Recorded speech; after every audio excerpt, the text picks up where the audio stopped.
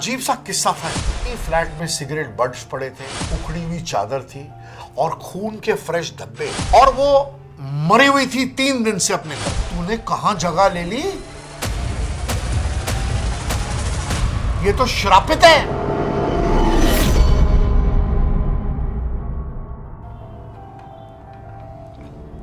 दोस्तों, कहते हैं कि जो जगह होती है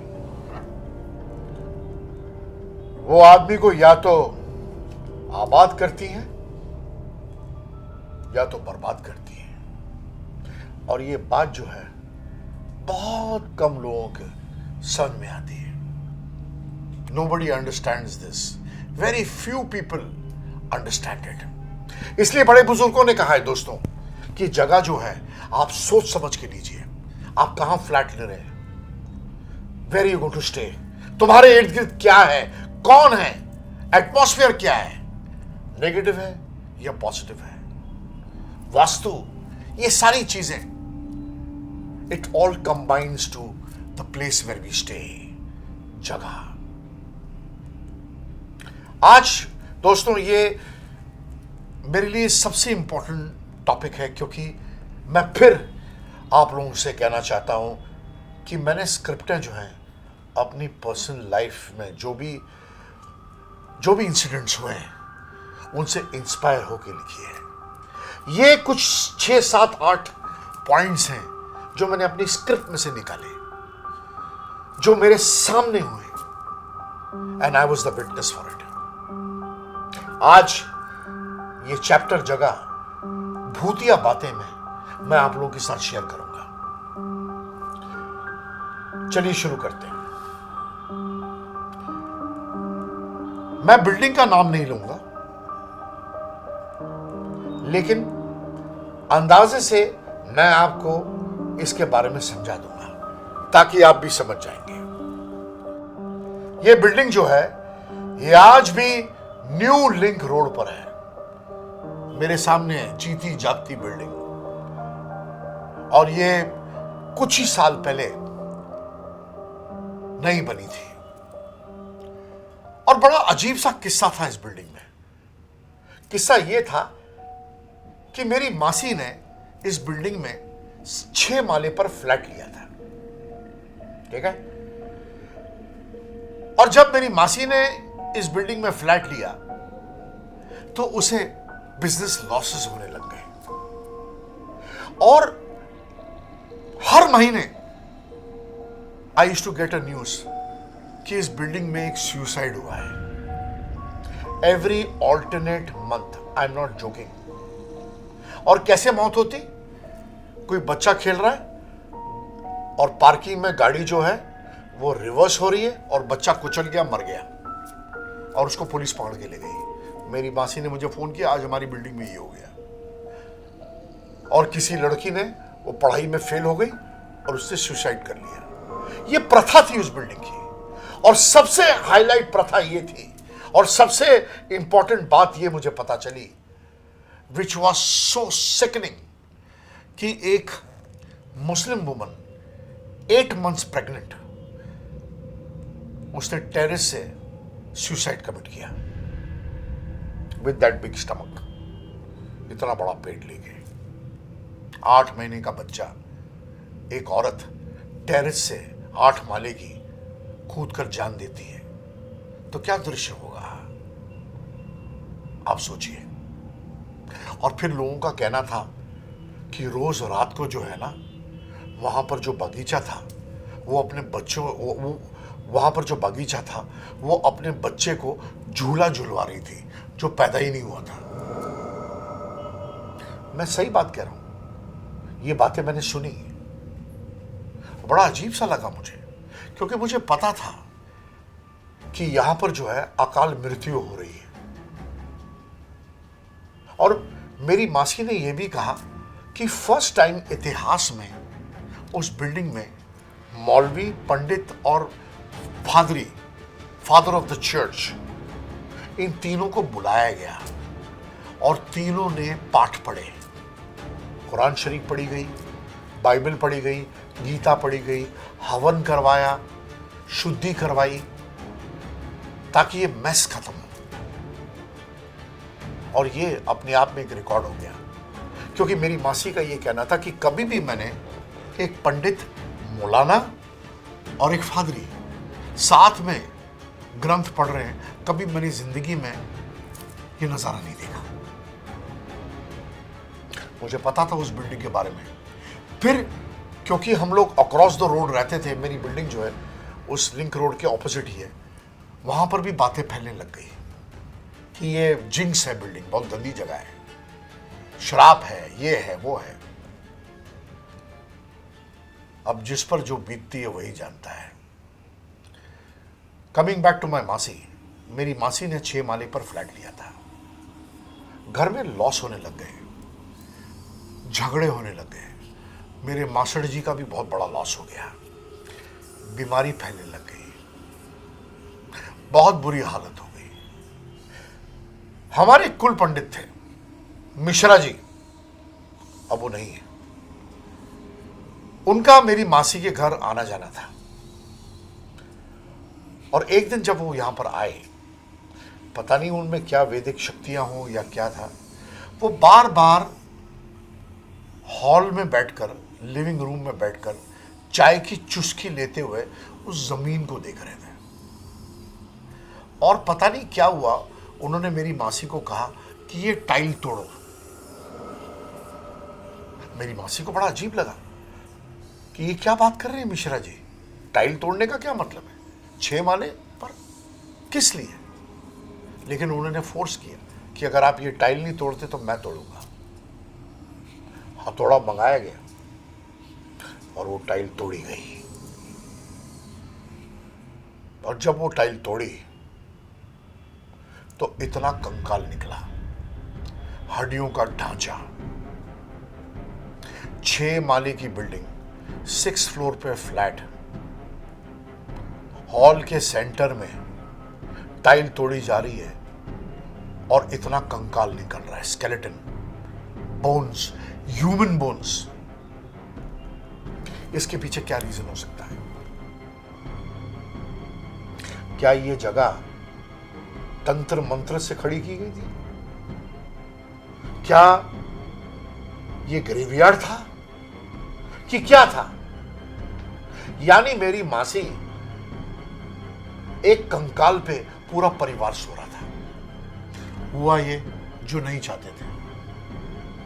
मसलन 50 रुपए का मकान 10 रुपए में बेचा गया और वहां से जितनी जल्दी हो सके उन्होंने छुटकारा पाया।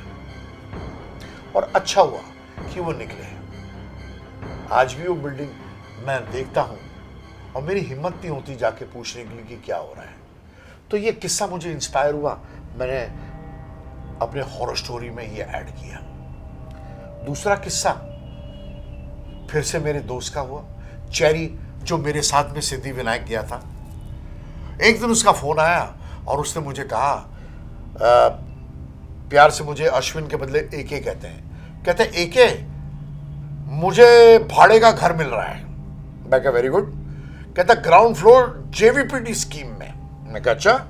कहता वो फ्लैट अभी तो खुला नहीं, लेकिन वो पीनट्स रेट में मुझे फ्लैट दे रहा है और कह रहा है कि अगर आपको खरीदना है तो आप खरीद लीजिए। तो मैंने बोला चल खरीद ले। कहता हाँ मैं जाके देख कर आता हूं। 1 घंटे बाद उसका फोन आता है मोबाइल पे और वो कहता है एके मैं तेरे घर आ रहा हूं, मुझे तुझसे कुछ बात करनी है। मैं कहा जा। वो मेरे घर आया और उसने इस बात का खुलासा किया। फ्लैट की चाबी ली, फ्लैट खोला, जैसे ही अंदर गया तो पता चला वो फ्लैट में एक मर्डर हुआ था। और ये नहीं, मर्डर तो हुआ था लेकिन पुलिस ने उस मर्डर के बाद वो फ्लैट सील कर दिया था, साफ सफाई कुछ नहीं की थी। वैसे ही फ्लैट में सिगरेट बट्स पड़े थे, उखड़ी हुई चादर थी और खून के फ्रेश धब्बे दीवार पे चिटके हुए थे। बेडरूम गंदा था, उल्टी खून की उल्टी पड़ी थी जमीन पर और टूटे हुए बाल पड़े थे। अब तक इन्वेस्टिगेशन होने के बाद उस फ्लैट को वैसे ही रखा था। और वो उसी फ्लैट को ये लोग जो है भाड़े पे चढ़ाना चाहते थे विदाउट वॉश किए। बोलो कहाँ की शर्म है इनको। अगर चेरी लालच के मारे वो फ्लैट धोता और उसमें रहता तो उसका क्या हाल होता। इसलिए मैं कहता हूं दोस्त, जगह ये सेकंड पॉइंटर थी जो एक बहुत ही रियल स्टोरी थी, जो रियल घटना हुई थी। तीसरी बात, कुछ टाइम पहले ये मिथ थी, ये इस बात की मैं पुष्टि नहीं कर सकता, लेकिन this is from the horses mouth. एक बहुत ही फेमस सेक्स सिंबल हमारी फिल्म इंडस्ट्री की नोन एक्ट्रेस, उसका देहांत हो गया था कुछ साल पहले, और वो मरी हुई थी 3 दिन से अपने घर में। लोगों को पता नहीं था कि वो मर चुकी है। जब बाहर दूध की थैलियां बढ़ने लगी और गंदी सी बास आने लगी, तब लोगों को लगा कि कुछ तो गड़बड़ है। जब फ्लैट तोड़ा तो खुलासा हो गया कि वो एक्ट्रेस जो है, नोन एक्ट्रेस, वो अब नहीं रही, उसे मरे हुए काफी दिन हो गए। And her body was decomposed in a very bad state. ईश्वर, गॉड, कभी भी किसी को ऐसी मौत ना दे। ये लानत भरी मौत है, और जिस घर में लानत भरी मौत होती है वो जगह बड़ी अजीब हो जाती है। फिर वही बात हुई, वो फ्लैट उसे कौन खरीदेगा, उसे भाड़े पे कौन चलाएगा, क्योंकि वो कम से कम फ्लैट आज की तारीख में करोड़ों की प्रॉपर्टी है, करोड़ों की प्रॉपर्टी। हुआ ये कि किसी शख्स ने वो फ्लैट जो है वो खरीद लिया, क्योंकि वो फ्लैट था ही इतना अच्छा। और उसका ये कहना है, और ये बात पेपर में कहीं आई थी, और पेपर का नाम भी मैं डिस्क्लोज नहीं करूंगा, लेकिन मैं बहुत प्रभावित हुआ ये पढ़ के। एक रात उसी फ्लैट में वो अकेला बैठा शराब पी रहा था, और जब वो शराब पी रहा था तो कुछ ही टाइम बाद उसकी नजर सामने वाली बैल्कनी पे पड़ी, उसके घर की बैल्कनी। और वहां बैल्कनी में उसने उस मरी हुई एक्ट्रेस को रेलिंग पे चलते हुए देखा। उसका पूरा इमेज व्हाइट एंड ब्लैक था। वो भटक रही थी उस घर में। उसी टाइम उस आदमी की शायद पूरी शराब उतर गई हो। वो वहां से भागा, और मेरे ख्याल में आज तक वो फ्लैट नहीं बिका, या पता नहीं अब क्या हो गया होगा। ये थर्ड पॉइंटर थी, ये जगह को लेकर। चौथी सबसे इंपॉर्टेंट चीज जो मेरी फैमिली को बिलोंग करती है, और सबसे इंपॉर्टेंट ये खुलासा आज मैं आप लोगों के सामने करना चाहता हूं, फिर से जगह को लेकर। मेरे चाचा जी डॉक्टर गोपाल कौशल, राजपुरा पंजाब में एक जगह है, वहां के बहुत बड़े डॉक्टर थे। खूब तरक्की की उन्होंने जिंदगी में, और उन्होंने, क्योंकि बरकत आई थी, पैसा ज्यादा आ गया था, तो उन्होंने अपने छोटे से घर में एक बड़ी कोठी खरीद ली। हमारे राजपुरे की बहुत बड़ी कोठी थी वो, और लोगों की नजरों में आती थी वो कोठी। एक दिन मेरे दादाजी जब उस बंगले से बाहर निकल रहे थे, अपनी कोठी से बाहर निकल रहे थे, तो मेरे दादाजी के बेस्ट फ्रेंड मिले। मेरे दादाजी का नाम था गौतम राम कौशल, और उस आदमी ने मेरे दादाजी को कहा कि गौतम, गोपाल ने कर क्या दिया है? वो तूने कहां जगह ले ली? ये तो श्रापित है, तुम्हारा तो बेड़ा गर्क हो जाएगा। और ये बात मेरे दादाजी को लगी। घर वापस आए, उन्होंने ये बात कन्फेस की, लेकिन बात आई गई होगी। लेकिन हुआ वो जो नहीं होना था। सबसे पहले 1 महीने में हमारे घर का कुत्ता मर गया, बैठे बैठे। उसके बाद 2 महीने बाद हमारे घर का सबसे पुराना नौजवान 16 साल का सर्वेंट डमर सिंह, उसकी डेथ हो गई। बैठे बैठे उसकी किडनी फेल हो गई। उसके गम में उसकी मां जो घर में शोक मनाने आई थी, वो 1-1.5 हफ्ते में मर गई। घबरा के मारे, घबराहट में, हम हिंदुओं में देखते हैं कि पंचांग तो नहीं लगा। पंचांग जानते हो ना क्या होता है? जब इंसान मरता है तो 5 को लेके जाते हैं, तो ये देखते हैं कि ये पंचांग तो नहीं लगा। मेरे ख्याल में शायद नहीं लगा। और उसके बाद 1991 में एक बहुत ही मनूस दिन मेरी लाइफ में आया। ये दूसरा मनूस दिन था किरण शर्मा जैसे। मेरे चाचा डॉक्टर गोपाल कौशल को गोली मार दी इन टेररिज्म ऑफ पंजाब में। उसके गम में मेरी दादी मर गई और ये प्रथा चलती रही। वो जगह, वो कोठी जो आलीशान कोठी थी, वो कुछ ही 2-4 साल में एक ग्रेवयार्ड बन गई, शमशान भूमि। घर में सब मर गए दोस्तों। और आज दोस्तों, उस घर में सिर्फ खिड़की और दरवाजे बचते हैं। वो जगह, वो खूबसूरत महल, वो शानदार कोठी, पता नहीं किस पर वो इमारत खड़ी हुई थी। क्या वो कब्रिस्तान था?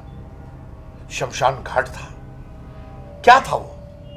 लेकिन वाकई उस आदमी ने सही कहा था मेरे दादाजी को कि वो थूकी हुई श्रापित जमीन थी।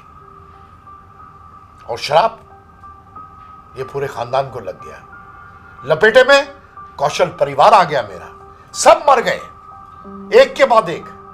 3 साल में इतनी मौतें। ये मेरे लिए एक बहुत बड़ा सेटबैक था।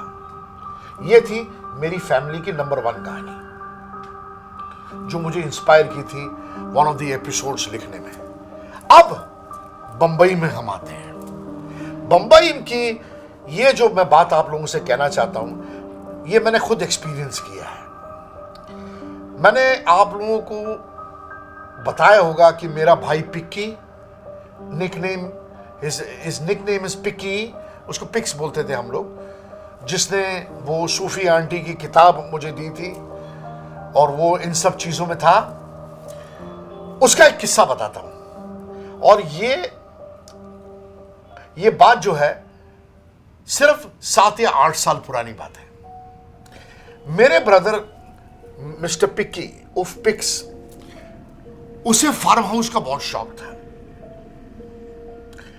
और उसने एक दिन, ये रहते थे विरार में, और विरार के पास एक जगह है बरजेश्वरी और गणेशपुरी, बहुत फेमस जगह है।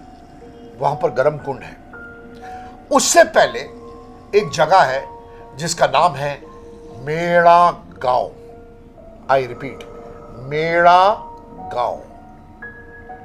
जी हां, पिक्की ने अपने एक दोस्त के साथ में वहां पर एक फार्म हाउस ले लिया। और अक्सर जब भी वो मेरे पास आता, मेरे घर आता मुझसे मिलने, वो और हमेशा वो अपने फार्म हाउस के बारे में तारीफ करता और कहता, मैंने फार्म हाउस जो है ना एक पहाड़ के ऊपर लिया है और लकड़ी का घर बनाया मैंने, झुग्गी झोपड़ी जैसे होती है ना, वो सब बनाया है। और लाइट वाइट नहीं है, और हम लोग जो है वो वैसे गुजर बसर करते हैं जैसे गांव वाले रहते हो। एक छोटा सा लैंप लगा लिया, स्टोव पे खाना बना रहे हैं। और वो पिक्की जो था, पिक्की जो है वो भोले बाबा का बहुत बड़ा भक्त है, शिव जी का। तो शिव जी की बहुत बड़ी एक फोटोग्राफ जो है उस झोपड़ी में उसने अंदर लगाई थी। और जो दरवाज़ा था वो लकड़े का उन्होंने बनाया था, अपना उसका बैम्बू डोर जिसे हम कहते हैं, बैम्बू डोर उन्होंने बनाया था। और हमेशा वो बात करता था, लेकिन बातों बातों में ये भी कहता था कि यार, मैं कहा ये जो तूने फार्म हाउस लिया है पहाड़ पे, ये मेड़ा गांव के मेन बस स्टॉप से कितना दूर है? तो उसने कहा कि ये तकरीबन 1.5 घंटा लगता है। मैं कहा यानी इतना अंदर? कहता हाँ इतना अंदर, लेकिन यार एक बात बताऊं, तू नहीं रह पाएगा वहाँ। मैं कहा क्यों? कहता क्योंकि रात को जब हम सोते हैं तो मैं बिच्छुओं के साथ सोता हूँ, स्कॉर्पियंस। कभी कभी नाग आता है और मेरे पास आके मेरे पास ही सामने बैठ जाता है और वहाँ से चला जाता है। ये सारी भोले बाबा की मेहर है। मुझे ना बिच्छू ने काटा, ना नाग ने काटा, कुछ नहीं काटा, लेकिन मैं थोड़ा परेशान हूं। अब मैंने पूछा क्या, व्हाट इज द रीजन? उसने कहा यार जब से मैंने ये वो जगह पे वो मैंने फार्म हाउस अपनी कुटिया बिल्ड की उस पहाड़ पे, आते जाते लोकल गांव के लोगों ने मुझसे बातचीत करना बंद कर दिया है और वो मुझे मराठी में कहते हैं कशाला तुम्ही इकडे आला, हे त्याची जगह आहे, त्याची। अब त्याची कौन? हिंदी में मतलब तुम यहां क्यों आए हो, ये उसकी जगह है। किसकी जगह मैं समझ नहीं पा रहा था और मुझे बाद में समझ आया। एक दिन पिकी ने कहा कि जब मैं रात के समय अपनी कुटिया में खाना वाना खा के आराम कर रहा था तो मेरे सामने एक नंगा पेड़ था और उसके नीचे एक औरत काले लिबास में खड़ी होकर मुझे ताक रही थी और दूर से कुत्ता भौंक रहा था। द डॉग वॉज हाउलिंग और मैं समझ गया कि वो चुड़ैल थी और आहिस्ता आहिस्ता वो चुड़ैल जो है वो नजदीक आती गई, नजदीक आती गई। लेकिन भोले बाबा की तस्वीर हमारी कुटिया में थी तो मैं और मेरा दोस्त हम लोग भोले बाबा की प्रार्थना करते थे और ऐसा कुछ नहीं होता था। एक दिन मेरा दोस्त बंबई शहर से आया नहीं और पिक्की को अकेला रहना पड़ा और उस रात काफी बारिश थी और वही पिक्की ने विटनेस किया जो वो करता है। उसे चुड़ैल जो थी वो बहुत ही नजदीक दिखी और हुआ क्या, जिस स्टोव पे पिक्की खाना बना रहा था वो स्टोव फट गया और उस कुटिया को आग लग गई। ये वापस मैं कहता हूं, ये पिक्की का कहना है कि ये भोले बाबा की तस्वीर थी जिसने मुझे बचा दिया, वरना उस कुटिया में वो भी जल के मर जाता। यानी गांव वाले सही कह रहे थे कि ये जगह है ये उसकी है और तुम उसकी जगह पे डेरा जमाए बैठे हो और तुम उसकी जगह पे डेरा जमाए बैठे हो। तो पिक्की साहब वापस आ गए और ये चूल मुझे चढ़ गया क्योंकि मैं हॉरर राइटिंग में घुस चुका था। मुझे ऐसा लगा कि भैया मुझे भी देखना चाहिए कि ये है क्या चीज, ये जगह है क्या, ये मेड़ा गांव ये कौन सा पहाड़ था, वो कौन सा नंगा पेड़ था जहां पे वो चुड़ैल इसको दिखती थी। और मैं अपनी यूनिट के साथ यानी 3-4 जनों के साथ, ये मैं बात कर रहा हूं अर्ली 2003 या 4 की बात होगी, अपनी यूनिट के साथ कैमरामैन, मैं, मेरा असिस्टेंट और एक मेरा दोस्त, हम 4 जन मेड़ा गांव की तरफ गए। गाड़ी पार्क की क्योंकि अंदर जाने का कोई रास्ता ही नहीं था। उबड़ खाबड़ गंदे रोड, रास्ता तो था ही नहीं तो गाड़ी कैसे जाती। अब मैं समझ गया कि ये पिक्की बस स्टॉप से कितना दूर अंदर जाता होगा और अगर एक एसटी बस मिस हो गई तो आपकी बैंड बच गई क्योंकि उधर लाइट ही नहीं थी। तो सोचिए साइकोलॉजिकली आपको psychologically how will it hit you, how will you cross this. Anyway, हम लोग ने प्लान बनाया और हम मेड़ा गांव की तरफ निकल गए। मारुति वैन वहीं रुकी, हमारी जो यूनिट के लोग थे, हम 4 जन आगे गए। चल चल के मेरे पैरों में छाले आ गए। छोटा सा बान रास्ता जंगल का, इधर खड्डे, उधर पत्थर, पता नहीं अजीब सा कंकड़, ऊपर रास्ता, नीचे ये करते कराते मैं तकरीबन 6:30 पौने 7 बज गए और मेरी नजर पड़ी एक मरघट पर जो पिक्की के पहाड़ से पहले था। मरघट यानी शमशान भूमि।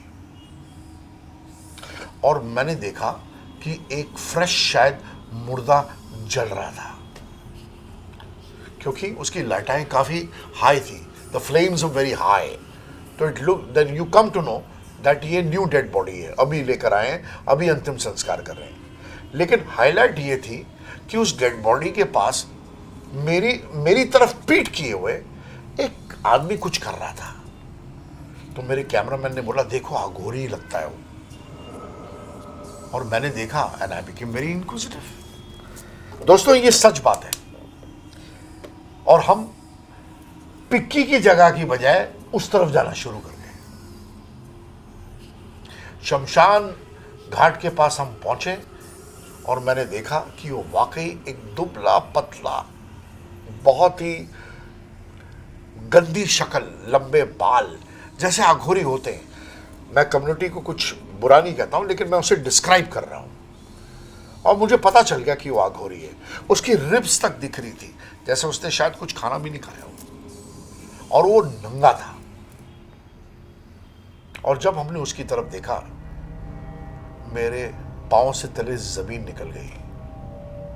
वो उस जलती चिता में से उसका मांस ऐसे खा रहा था जैसे हम स्टार्टर खाते हैं। और आई मस्ट कन्फेस दिस कि अपने पेशाब में उसने शराब मिलाई थी और वो भी पी रहा था, और नशे में धुत, और हंस रहा है पागलों जैसे। और हम उसकी शक्ल देख रहे हैं। और मैंने पहली बार देखा कि जलता हुआ मांस, पता नहीं क्या था वो, कौन से जिस्म का टुकड़ा था, यूं खा रहा है and is enjoying the food. Cannibalism जिसे हम कहते हैं, कैनिबलिज्म जिसे हम कहते हैं। And my friend told me कि क्या हम ये फुटेज शूट करें। तो मैंने बोला शूट कर। इतने में उसने देखा और मराठी में गालियां देने लग गया। मुझे पता चल गया कि ये महाराष्ट्र ने लोकल होगा कोई। और बोला कैमरा ऑन किया, ये किया ना, फोटो वोटो ऐसे कुछ बोला, मैं तेरी बैंड बजा दूंगा। और फिर मैंने बोला, उसे इशारा किया कि मत कर। मुझे मौका मिला एक बार बात करने का उससे। और मैंने उससे जब बात करने की कोशिश की, क्योंकि उसने सिर्फ ये कहा कि तुम देखना चाहते हो मैं कौन हूं, तुम देखना चाहते हो मैं कौन हूं। और उस टाइम पर मैंने उसे 100 रुपए का नोट फड़वाया। और जैसे ही 100 रुपए का नोट दिया, मैंने बोला कि तुम बताओ कि तुम कौन हो। दोस्तों, मानो तो सब कुछ, ना मानो तो कुछ नहीं। जिसके साथ बीतती है वही जानता है। उसने हमारी 4 लोगों की क्रू के सामने, यूनिट के सामने, वही स्पॉट पे पता नहीं क्या किया, जहां पे ड्रिजल होना शुरू हुआ। बारिश, हल्की हल्की फुल्की सी बूंदें, और जोर से हंस पड़ा। और हमें वहां से भागना पड़ा। ना मैं पिक्की के मेड़ा गांव की तरफ जा पाया, ना मैं वहां पर जा पाया। और वहां से मैंने कान को हाथ लगा लिए कि ये जगहें जो है ये कितनी शराबित है। मैंने सुना है दोस्तों, ये मिथ है, शायद गलत भी हो, आज भी न्यू लिंक रोड पर एक ऐसी सोसाइटी है जो कब्रिस्तान पे बिल्ड है, और वो शराबित है। वहां पे कोई ज्यादा भला नहीं, क्योंकि उस सोसाइटी के सामने अगर आप बैल्कनी में जाएं तो कुछ ही दूर पे आपको एक मरघट दिखता है, शमशान भूमि दिखती है। इसलिए बड़े, और एक बात, I happen to go to a convention in Virar.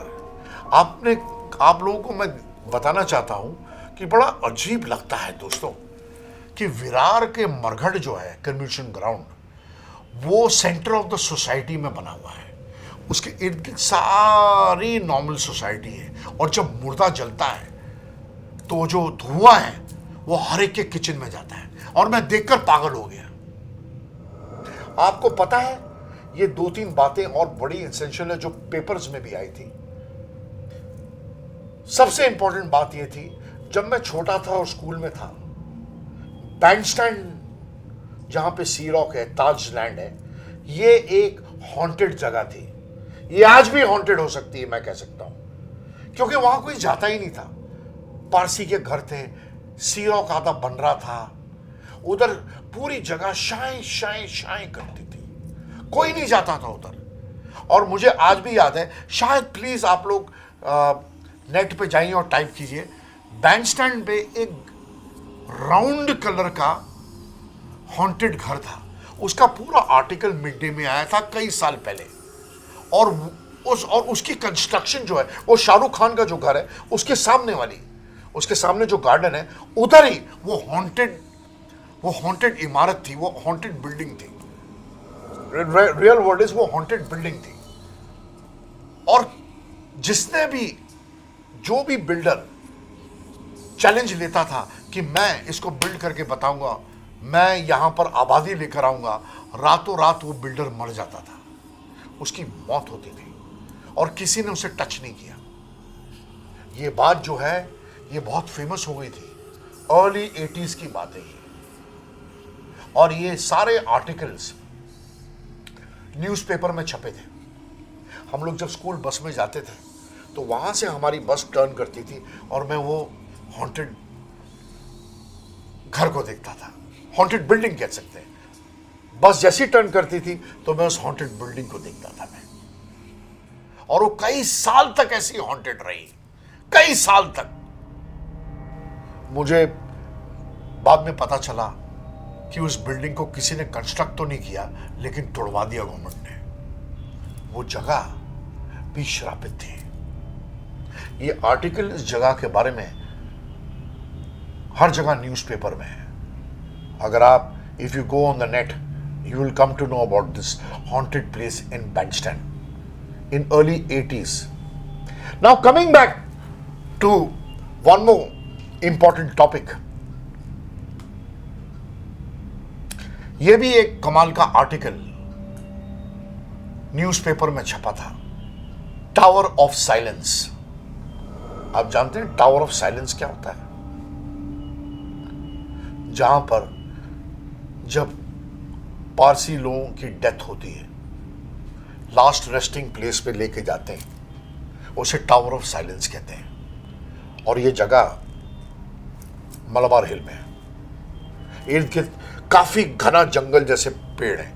आपको वो वेल दिखेगा नहीं, कुआं दिखेगा नहीं, लेकिन बीच में कुआं है। और उनकी जैसी प्रथा है, जो मैं डिटेल्स में नहीं जाना चाहता क्योंकि ये बहुत ज्यादा गुरुसम हो जाएगा। वहां पर किसी को अलाउड नहीं है, लेकिन एक बहुत बड़ी प्रॉब्लम निकली। प्रॉब्लम यह निकली कि सेम विरार जैसी क्रिमेशन ग्राउंड के इर्द गिर्द जो बिल्डिंग्स हैं, वैसे ही वहां पर टावर्स हैं मलबार हिल्स के। और जो उस क्रिमेशन ग्राउंड के, टावर ऑफ साइलेंस के ग्राउंड के जो वल्चर्स हैं, गिद्ध, वो गोश्त खा खा के मोटे हो गए हैं और वो ज्यादा उड़ नहीं सकते। और ये कंप्लेंट्स आने लगी कि हर फ्लोर पे किसी की उंगली मिलती, किसी की आंख, किसी के जिस्म का पार्ट। और ये ऑब्जेक्शन बढ़ती गई, क्योंकि वो बर्ड्स उस क्रिमिनेशन से, उस कुएं से उड़कर उनकी बैल्कनी में पनाह लेते और वहीं खाना खाते। तो ह्यूमन बॉडी के पार्ट्स जो हैं वो हर बैल्कनी में पाए गए। ये ऑब्जेक्शन उठा और गवर्नमेंट ने वो वल्चर वाली क्रिमिनेशन की प्रथा, उस पर बैन लगा दिया है। They have stopped this practice. लेकिन दोस्तों, मैं आप लोगों से क्या कह रहा था, जगह तो वही है, कमीशन ग्राउंड भी वही, और इर्द गिर्द आलीशान इमारतें भी वही। बात समझ में आई? जगह। Watch my next episode, my friend, with a new chapter of my horror script writing experience, भूतिया बातें।